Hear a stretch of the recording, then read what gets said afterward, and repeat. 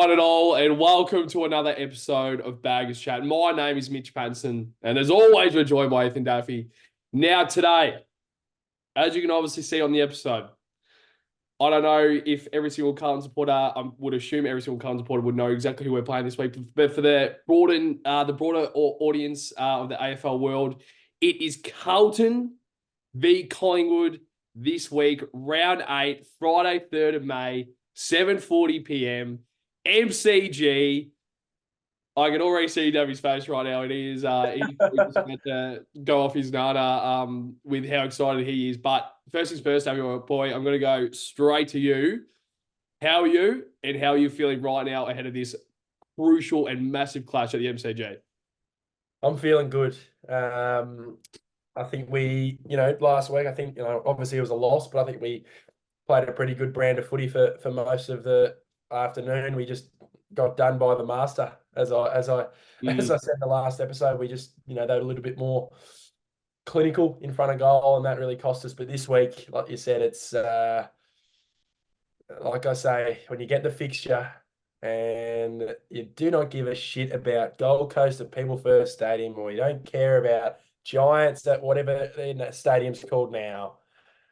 You worry about this game and you go round 8 on a Friday night. AFL is licking their lips. Andrew Dillon is licking his lips because this is going to be a ripper. Because I feel like it's at a stage of the season where we don't really have a question marks, but I think if we get this done, it's like solidifies our work for the start of the year. But for them, if they win this, they might, skyrocket them in terms of confidence. So, yeah, I'm excited, Patto, really excited.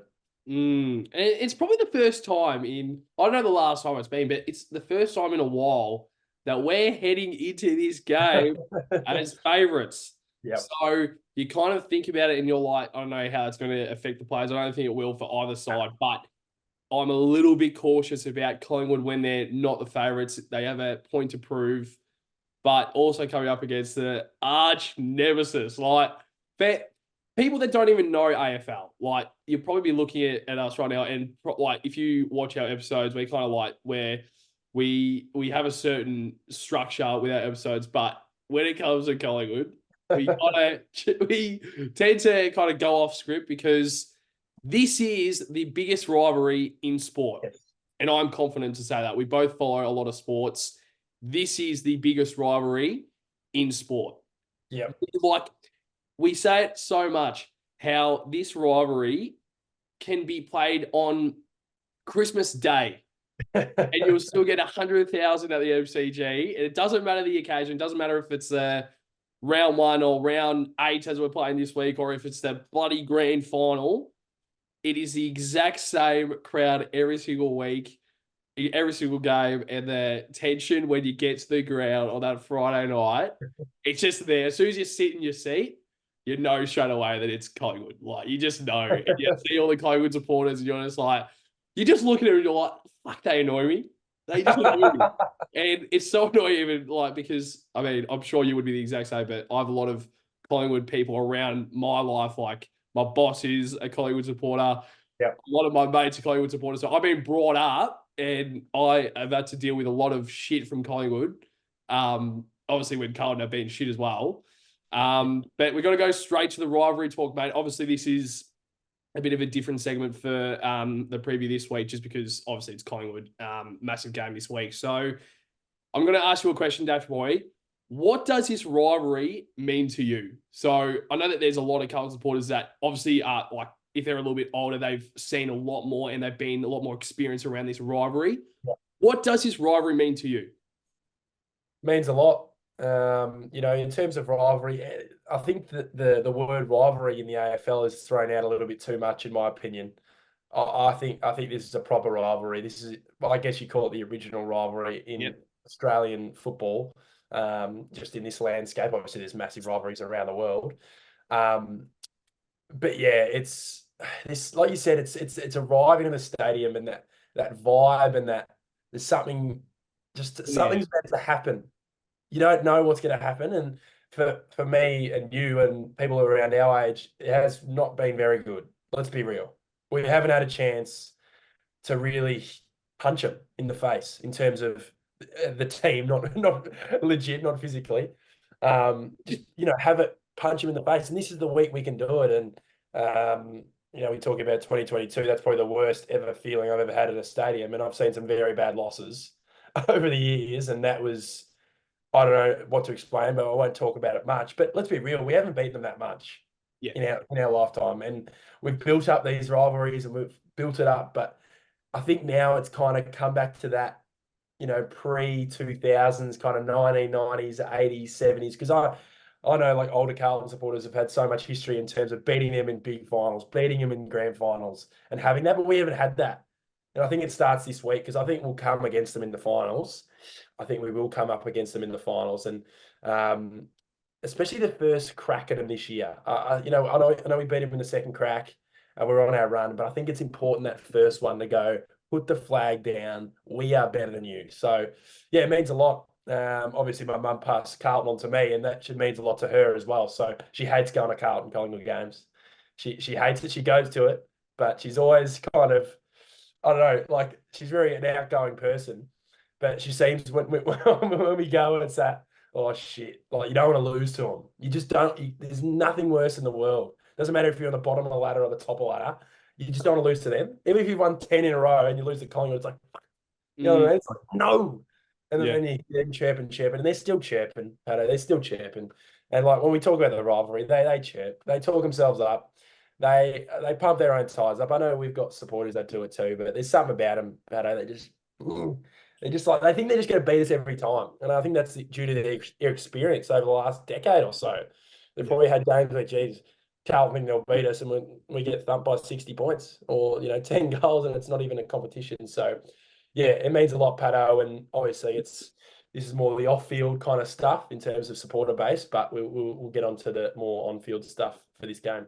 It's really well said and really shaped. And I completely agree. Like, I think you took the words out of my mouth in terms of, I don't really need to speak about what the rivalry means to me because it's the exact same for every person around our age. I think we all have the same feeling. And I think Collingwood, the past probably 10 years, they've obviously found a way to kind of, like, this rivalry has been very much in their favor. So they kind of have found their bit of ego and their cockiness around it and saying like, oh, well, we've beaten you every other time. Why would it be different this week? And it's like, fair enough. Well, just remember who beat you guys last time. Yep. So right now we are like if we go off the last time we met, we beat you fuckers. So going into this week, it might be a little bit different, but we right now have the wood over you guys. So, but they'll probably come back to us and say like, well, who just won the premiership? So, but who knows? It was last year. Yeah. It moves quick. It moves quick. I know when we win the premiership, we'll be talking ourselves up for 6 months. That's what you do, but you move on now. Yeah. It's done. That's 2023 is gone. And I'll tell you right now, Collingwood fans, if you're watching this right now, you were lucky you didn't play us last year in the finals. You are lucky. Yeah. I'll just tell you, I'll leave it at that. I will leave it at that. and it's also funny how I also bring up the last time we met and that happened in bloody real life. So we're going to now move on to, of course, the injury list, and there are crucial players this week that are meant to come back. Not meant to come back, but they are obviously a test this week to come back into the senior side or to some sort of football this week. So Adam Chera is, of course, a test this week, which is fantastic to see. So if he is obviously, if he passes that test, you would expect him to come straight back into the senior side. Another conversation is David Cunningham. Obviously, he's coming back from his calf, and that's a test this week as well. Orazio Fantasia, who, of course, was ill last week. It's good to see that he just had a week off, and right now he's a test to play this week. So whether you might play him, not too sure, but right now he's a test, so he will definitely play some sort of football this week, knowing that illness was only a week. And another player that we were going to maybe see this week, but now it's not seeming too positive this week, is, of course, Mitch McGovern, and that's still 1 week away from the hamstring. But this was all updated yesterday on the 30th of April. So we're recording this on the Wednesday, and like a lot can change in AFL football. But yeah, right now I would rule him out. I'm sure you would be the same, Duffy boy. But let's go straight to the ins and outs, Daf. So who are your ins and who are your outs? Are you making any changes? But also make sure to name your sub. Yeah, it's an interesting one this week. Obviously, a few more guys available through Chera, Cunners, and Fantasia. So my in will be Adam Chera. I think he has to come in, especially with the kind of not lack of depth they have in midfield, but I feel like he's always got their number, Chera. And last year he played 40% game time and had 20 touches. So it seems to be his kind of team to play. So it'd be good to see him back in and a bit cleaner ball use coming out of the middle. We've got all the brutes in the middle there the last few weeks, but I feel like we just need that little bit of Chera class and also with Walsh, and they haven't worked together this year. Yeah. So that'll be really, really good to see because I think they're very similar midfielders in a way. Obviously, Walsh is probably top 3 in the league right now, I'd imagine, just in terms of his form. But Chera's definitely up there, and I think to see them working well together, that'll show the future as well because they're both pretty young, 23, 24. So. I've got Cherry in for mine, and he's my only inclusion. I won't be including Fantasia. I just think, I don't know, he's had the week off. He wasn't necessarily lighting the world on fire. He could come in. I'm not saying he won't, but I don't think he'll be coming in for mine. And my outs will be the sub, obviously, Jackson Binns.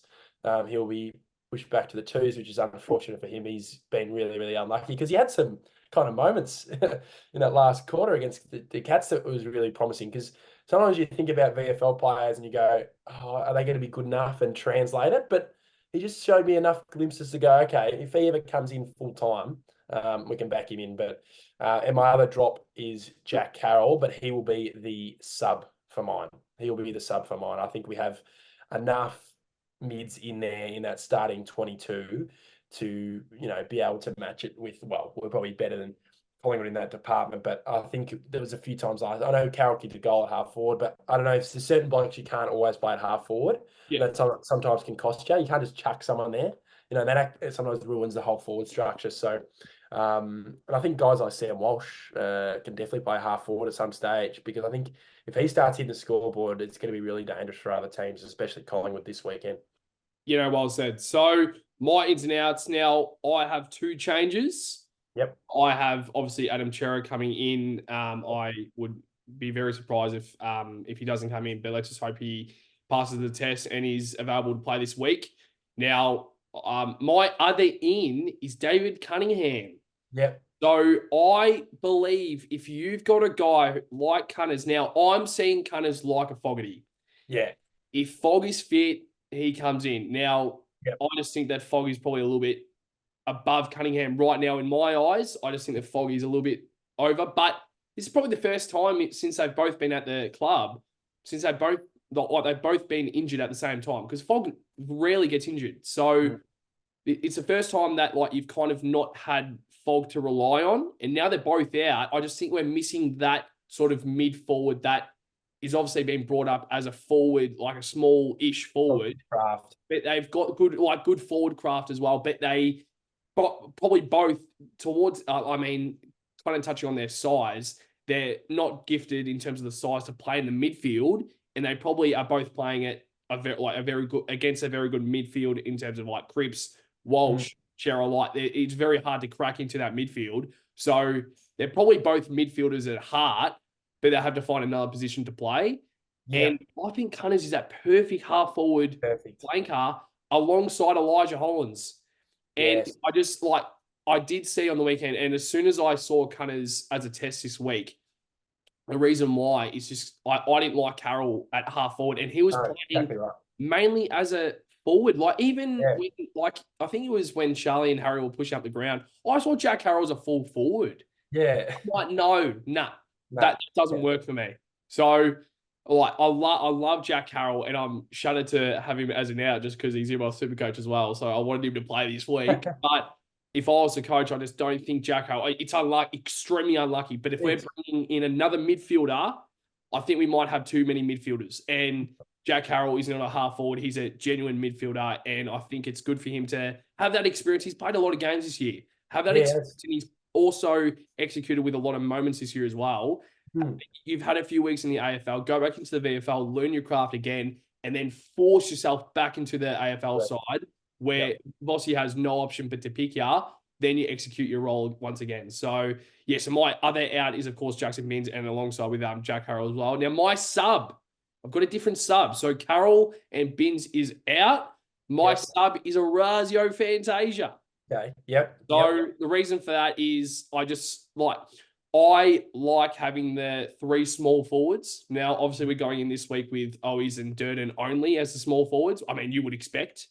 So I just think that if you have Fantasia as a sub, if you get to halftime and you find that you're lacking that small forward craft in there with Owies and Durden, yeah, probably I don't want them to drop a small forward to bring a Fantasia on. But if you have 3 small forwards down there, especially coming up against Collingwood's back line, where they have Darcy Moore, Frampton, and that's probably it in terms of their keys. You can probably call Jeremy Howe key defender, but he's not your general key defender.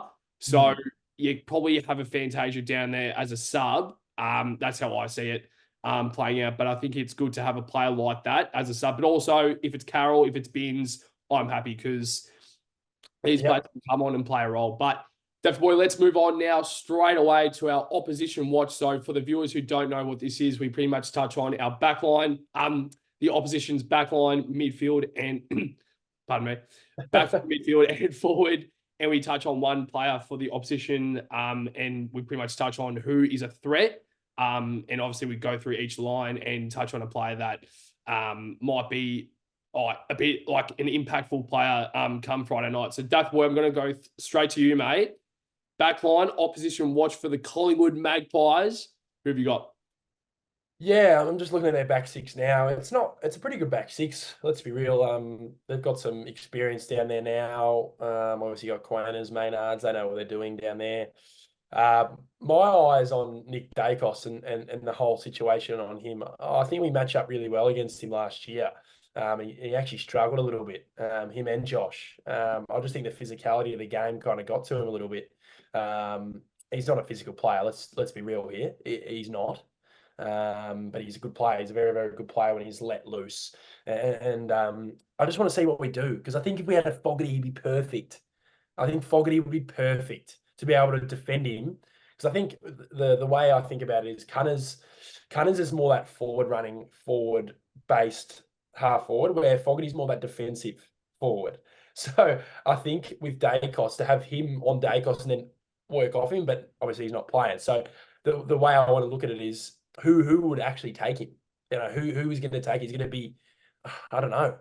Like, do we do it? Do we worry about it? Or do we go, Potters, you play half forward, we want you following him? That could be a case. I think that genuinely could be a case. And he's been playing half forward anyway, Potters. So maybe he's the one. I guess I've just found one there. But I just don't want him having impact. Like, he's going to have impact on the game. They're going to have momentum and certain moments of the game. You can't stop him for 4 quarters. He's a superstar, right? But it's just about minimising, when they have the momentum. Don't let Dacos get the kicks. Let someone like, Jeremy Howe or Frampton take on those kicks, because more times than not, they're not going to hit him as many times as Dacos or be more as damaging. So I think our forward pressure last week was phenomenal with 24 tackles. But I think sometimes those stats, I looked at them, we didn't lock it in enough at certain stages, in my opinion, deep enough. That a few times Geelong just get it out, a little kick out. I know we kept getting it back in. But there's something about locking in. We're really, really good around the stoppage. So, Dacos is the one for me. Yeah, well, I completely agree. I think as soon as you look at the back line, you go straight to Nick Dacos. Now, there's a bit of an injury cloud going around, and there's actually a few injuries coming out of Collingwood. Now, Jordan De Goey, I know that we're kind of going forward into the midfield, but we'll touch on the back line right now, what this might mean for Nick Dacos. So Jordan De Goey right now might not play this week. And straight away, and I'm already hearing the Collingwood excuses saying, the other reason why we lost to you guys is because De Goey didn't play. Shut up, hey, just accept it. But I hope this doesn't come back to bite us in the bum. I really don't. But you might see Nick Dacos transition through to the midfield. So obviously I try and watch a lot of Collingwood games. I think they're quite entertaining, but it's also like you want to make sure that you actually watch them lose. That's why I try and watch as many games as possible. So Nick Dacos has been playing a lot as a midfielder with De Goey in there anyway. So one of his best games this season, though, was when he was playing as a half back. So that's the only thing as to why I think we both have Dacos as the backline opposition watch, as Yep. he hasn't had his best football against us. So that's why you kind of think about like, all right, well, maybe you put some attention to Nick Dacos because, yeah, obviously no, he's a bit like a Lockie Whitfield off that half back where he creates the play. Whenever Darcy Moore gets an intercept mark, he is looking for Dacos.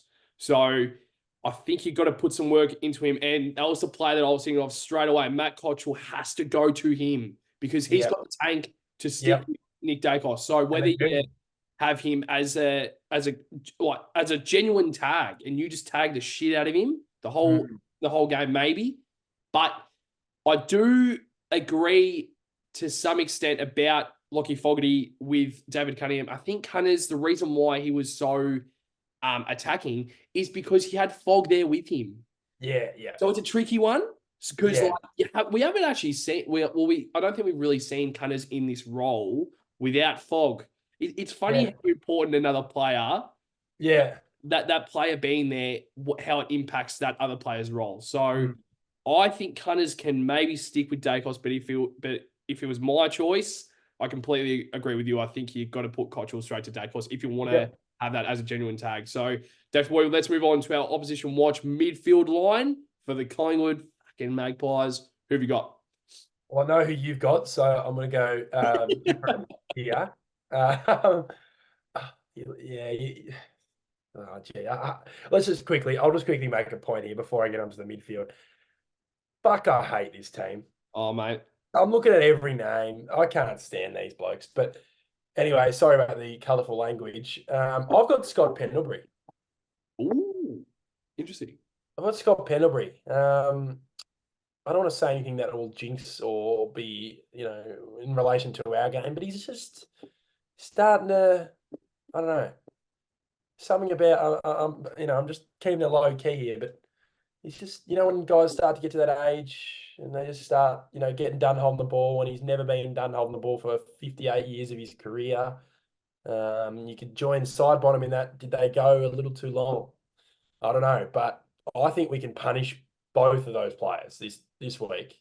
And it's just about not letting them loose and get easy ones early. Because once they get in, those older blokes, they stay in the game because they play that many games of footy that that they know how to kind of manage themselves throughout a game. But for me, it's Pendlebury, and he can still hurt you if you give him space around that midfield. He's a beautiful kick of the footy, but you got George Hewitt, you got guys like that, you got Kennedys, you got Cripps, you got Walsh, you got Chera now. Well, these guys are brutal at the ball when we don't have it in terms of defensive pressure. So I think guys like Pendlebury got to watch out, because if they're a little bit slow off the mark early, we're going to be right onto them for 4 quarters of footy. And I hope to God that happens, because I think we could get on top. And if we get more opportunities than them, they're not going to be as clinical as Geelong. So it's just a matter of, they've got a few other guys through there, but I know you'll touch on one guy after this. But yeah, it's also not underestimating them, because they won the premiership last year. Let's be real. They know how to play as a team. So I guess if you focus on one, there's going to be another one that pops up. But for me, it's Pendles, because I just think he's kind of been that one to watch the last couple of weeks in the sense of his performances individually. It's very much Collingwood. They don't have the star power or the, I guess, overall depth in their list where you can bring someone straight in, someone straight out, and kind of be like for like. But the reason why Collingwood is so good is because of their chemistry. It really is, isn't it? Like coaching staff they've done such a good job, and like I'm so glad that like a Brendan Bolton has kind of found his niche a little bit. Like you probably didn't want him at fucking Collingwood, but I'm kind of glad that he's found that niche. Yeah. He probably won't be a senior coach again, but he's such a good assistant coach, and he works well with Craig McRae. And I think just Collingwood are really very, I mean, obviously they're always tight, but just the way that they play, this player knows exactly where this player is going to kick it. Before it's just, they're very just like, they know exactly how to play as a team, and it doesn't matter if one player comes in, one player comes out. It doesn't matter if they play their whole list. I think it's probably one of the teams in their whole competition that can really gel together. It doesn't matter who's out there in terms of personnel. They do it so well, and it's the one team that you hate to see play well, but you do have to give them credit. So my midfield opposition watch is obviously Jordan Ngoe.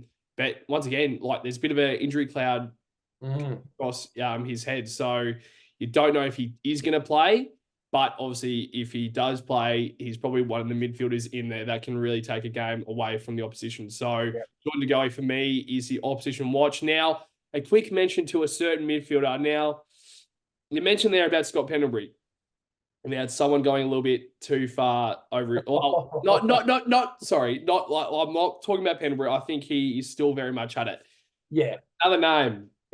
I don't know if I've got my eyes correct, Dave boy. So number 22 for the Collingwood Magpies, Steele side bottom. So one thing, I don't know how he's still playing. Two, how is he a winger at the Collingwood Magpies, a premiership side, and this guy is still playing?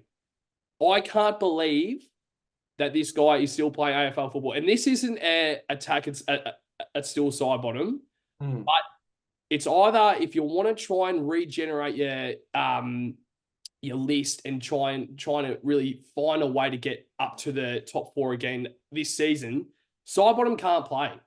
And if he's getting 4 touches as a winger, it's not good enough. Now, we love him play every week because if he's going to roll out performances like that, that's fine. But at the end of the day, if I was a Collingwood supporter, because I speak to a lot of Collingwood supporters and they say the exact same thing. How is this guy still playing? You need to roll through the kids, mate. So it's either you're trying to get him to a milestone and then you try and send him out of retirement. I'm not too sure. But what's your thoughts on that, Duffy boy? Am I a little bit too harsh? No, you're not. I think he should have ended it last year. I think he had a phenomenal final series. You agree? I think he's one of their best in the grand final. I think if Bobby Hill didn't play the way he did, he would have been up there for the Norm Smith. I thought his impact on that game was enormous. And he's been a great player for them for years, and he's been annoying, just because he's been so good. But yeah, my thing is, I don't even have anyone next in line. And I'm starting to think, like, where are they? Like, you lose Pendlebury probably this year, end of the year maybe, gets the 400 games. I'm sure he doesn't play another year. No. If they lose both of them, gee, I know they got Finn McRae's, but they seem to not love him. But he's not a winger. He's not a winger. He's a bowler. So, and also, this is a message as well to Steele personally. Post, when did we play him last year? Round 9 or? Yeah, round 9. I think it was round 9. Round 10. The first time we played him. They beat us convincingly. We were terrible in that period of time. And he was smiling in his post-game interview about us kicking a Darcy Moore and blah. And he was smiling. He was just this smug face. And I know we beat him last year, round 20. That was nice. And I may have let a few words out during the game last year when he was running close to my section of the ground. But not all fun and games. Nothing, nothing personal. But don't be smiling, mate. Because when we beat you this weekend, don't be smiling when you're walking off, because these Pies fans are worse than us, mate. If they see you smiling after a loss, trust me. But it's just not good enough, that stuff, in my opinion. Smile in the rooms, have a go at the rooms. But you're in public, don't be fucking smuggy and crap like that.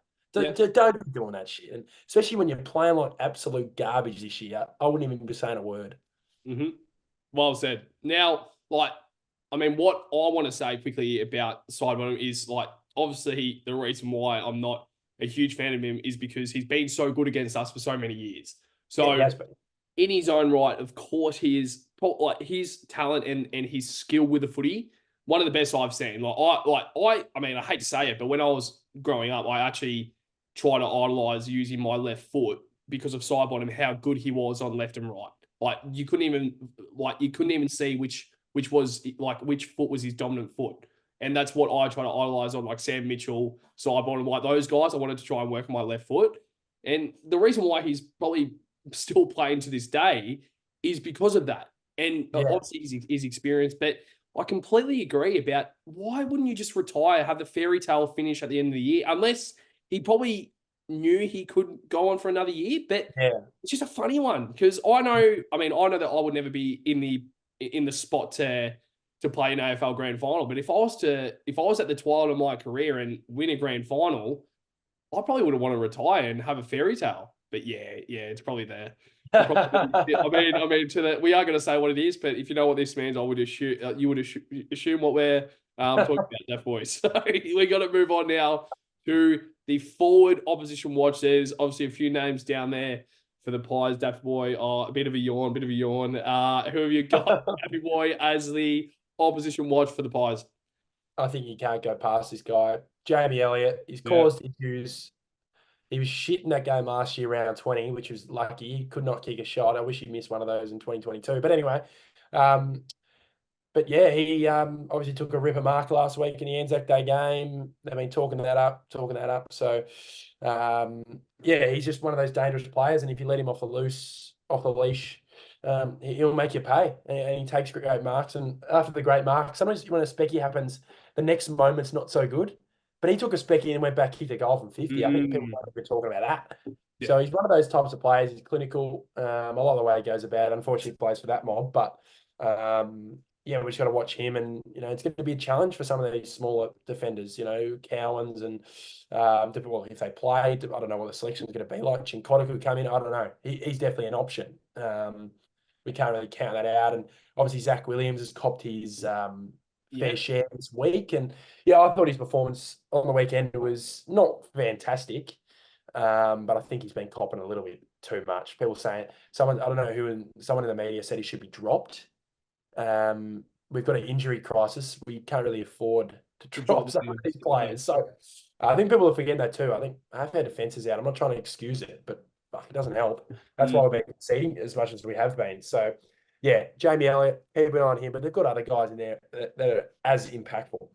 And like you speak about the injuries and like the impact that it's had on the senior list. There was 5 AFL listed players on the weekend playing in the VFL. Ridiculous.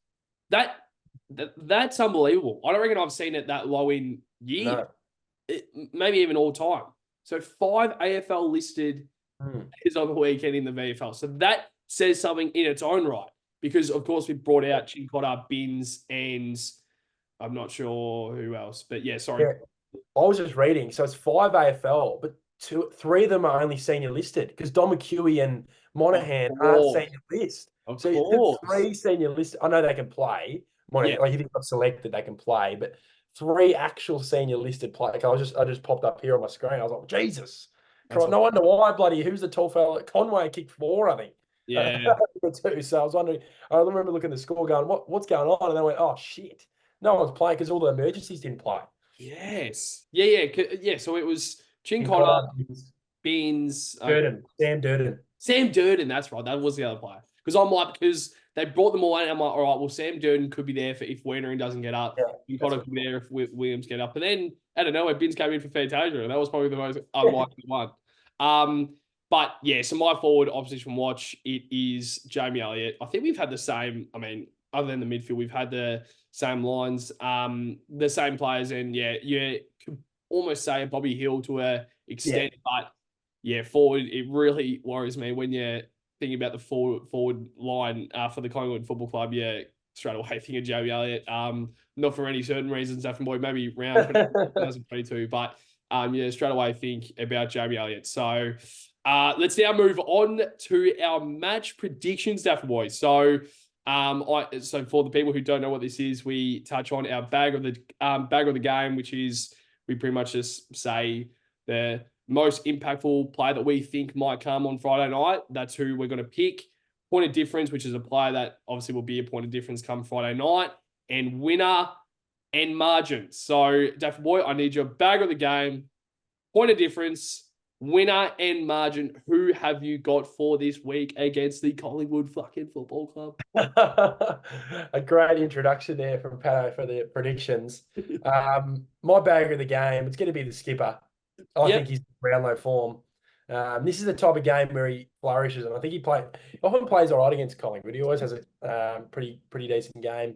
Obviously, got the 3 votes to end up winning the Brownlow in 2022. So, I think he'll be getting the medal. I think it's the Peter Mac Cup on the weekend for a good cause. So he'll be winning the medal in that, I think. Point of difference. Well, it's hard to say the ones that just come in. I guess you can say Cherry as a point of difference. I think the point of difference is Elijah Hollands.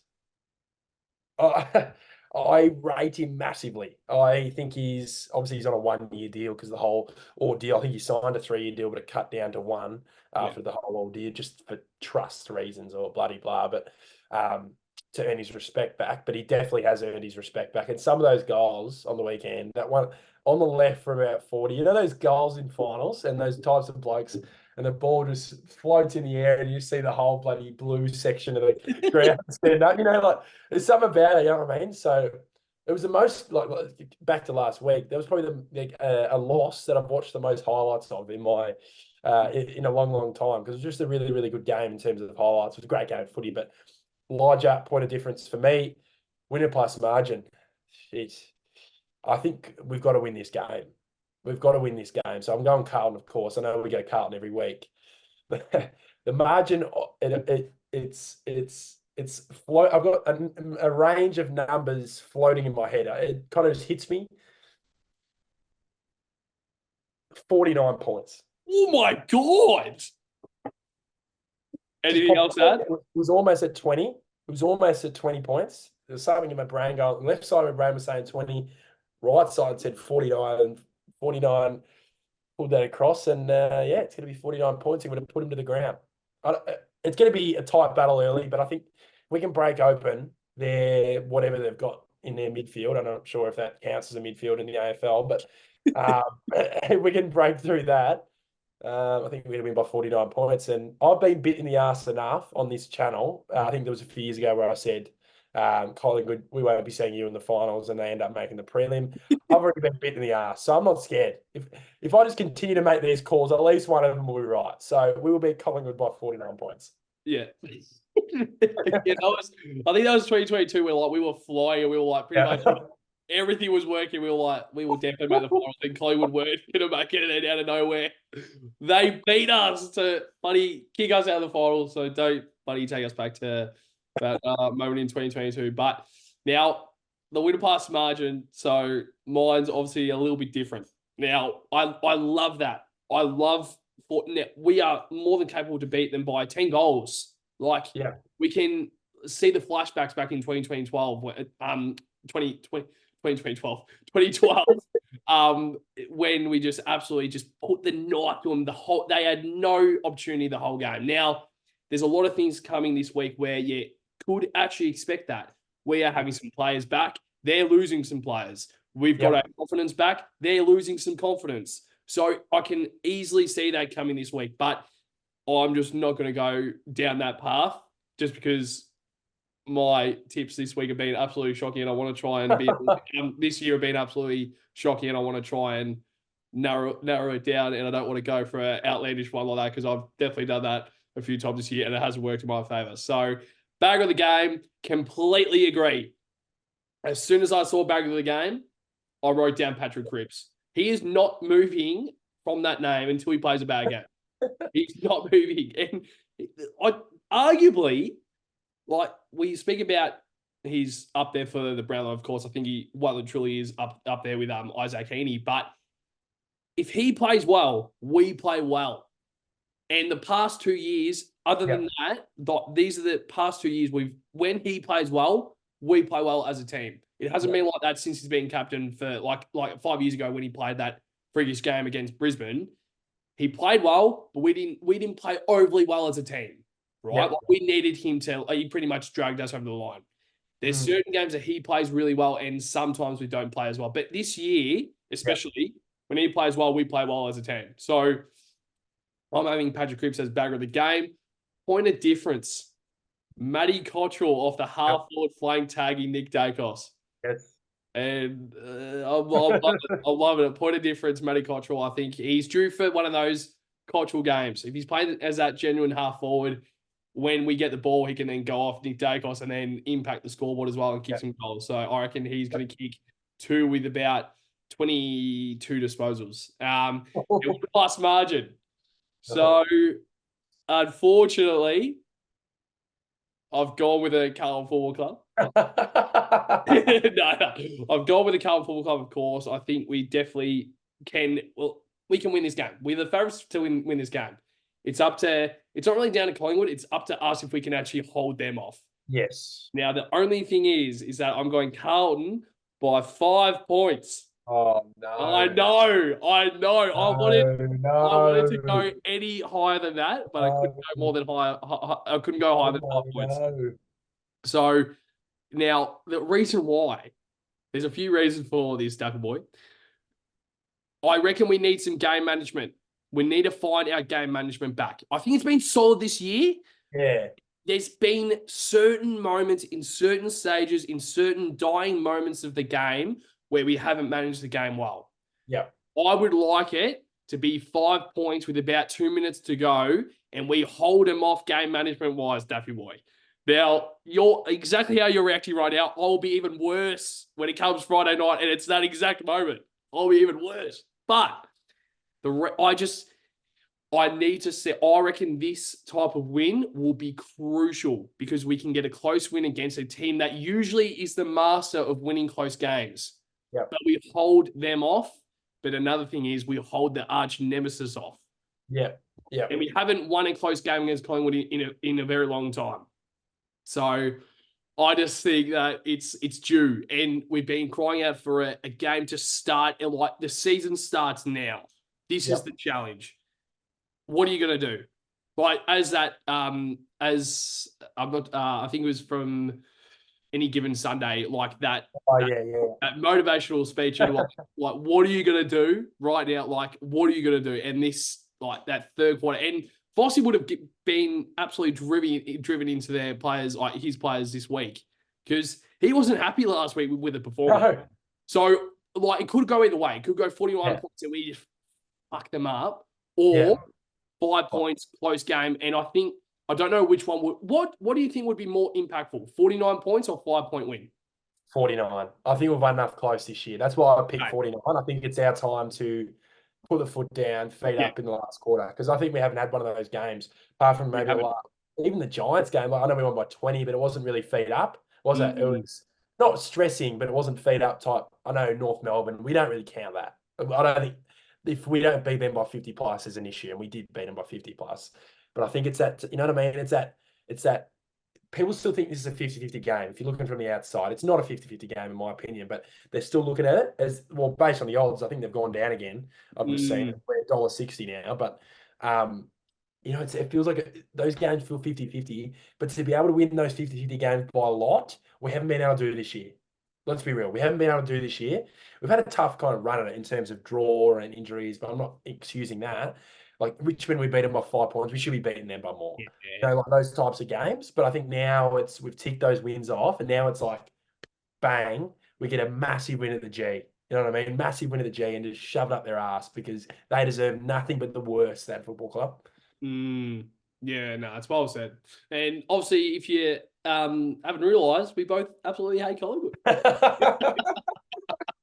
But yeah, I mean, like, I think you kind of think about it and you're like, I don't know if it's going to mean more if we win a close game against the Masters or if you just blow them. Like either or, I think it's going to be a massive. If we get the win, it's going to be massive for this season. Yeah, so, exactly. That of course is the match predictions, but Daffy boy. So, is there anything else you would like to touch on before we wrap up this preview? Yeah, I've heard it on a few episodes. If you can't attend this game for whatever reason, you have a ticket, give that ticket in. We need as many blue baggers there. Because there's going to be people missing out for this game. So you do have a ticket and you can't make it for some reason, make sure you're giving it to someone, selling it to someone, whatever. Because what frustrates me with these big games, and you see a few empty seats, it's like, what's going on there?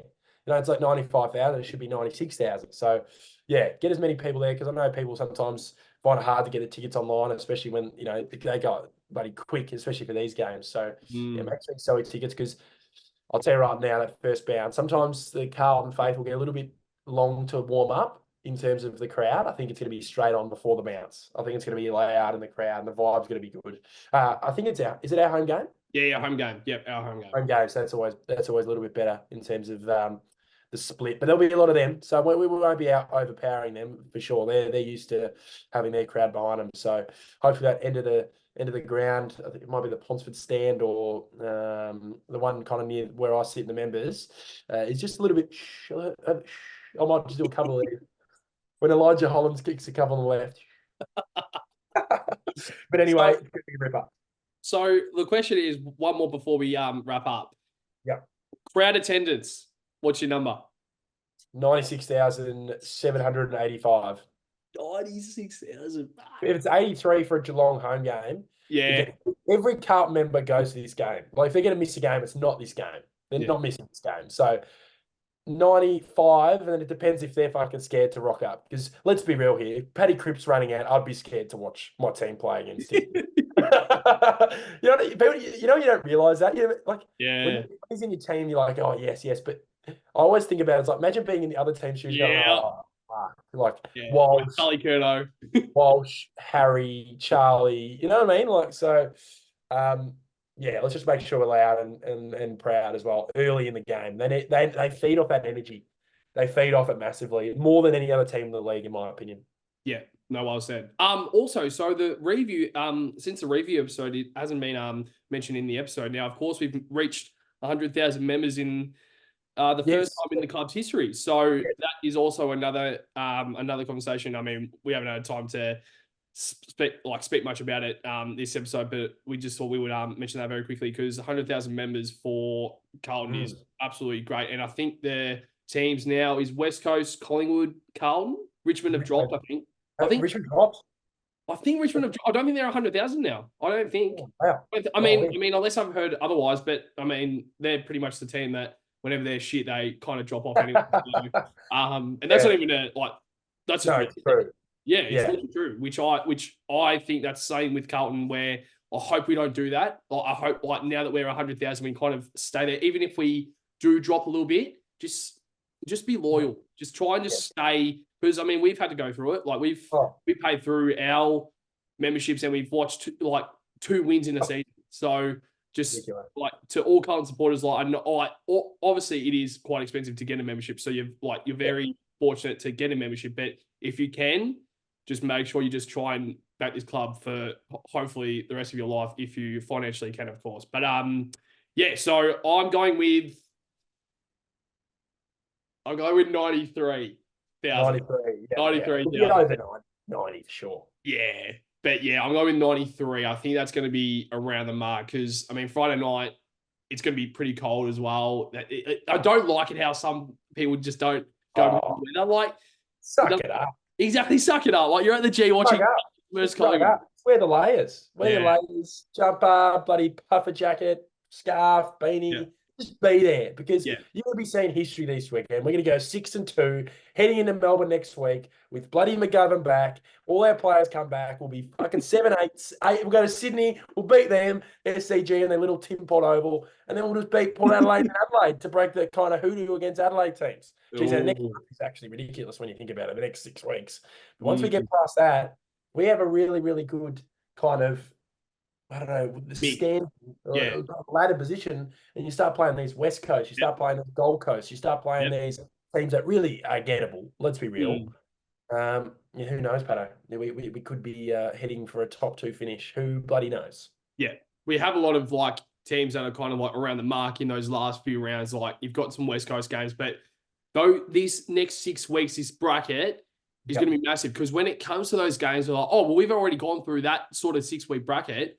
This won't be as hard. I mean, hopefully it won't be as hard as what we have had to go through so far. And if we can come out with some wins, that's going to be massive to shape our season. So, so to every single blue bagger out there, make sure to try your absolute best to get down to the game this Friday night. Of course, the 7:40 p.m. at the MCG this week. And if you aren't a Carlton member, make sure to try and get around the tickets. I think they may have already been sold out if they haven't been already released. I think they would have already been released. So, to every general supporter as well, make sure to try and get down to this game because the rivalry is a different breed. If you haven't been to a Carlton v Collingwood rivalry, it's the week to go this week because it's the first time in a very long time that both teams have been up on the ladder. So, it's a rivalry game where it's you've got two genuine final sides, hopefully top 6, top 5 sides.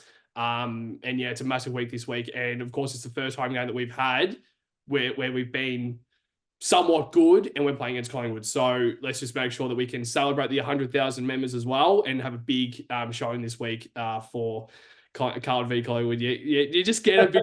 There's a bit of there's a smell in the air, and I'm buddy in a room, and there's a smell in the air. So as soon as I walk outside, there'll be a smell in the air. But to every single blue bag out there, make sure to like, comment, subscribe. Make sure to also look at our socials as well. Where we're on a few social platforms as well. So that's like platforms that Daffy and I both cover. So make sure to get around those, but also the platforms as well. Our podcast platforms, make sure to get around those as well. But to you, Daffy boy, and to every single blue bagger out there, up the baggers!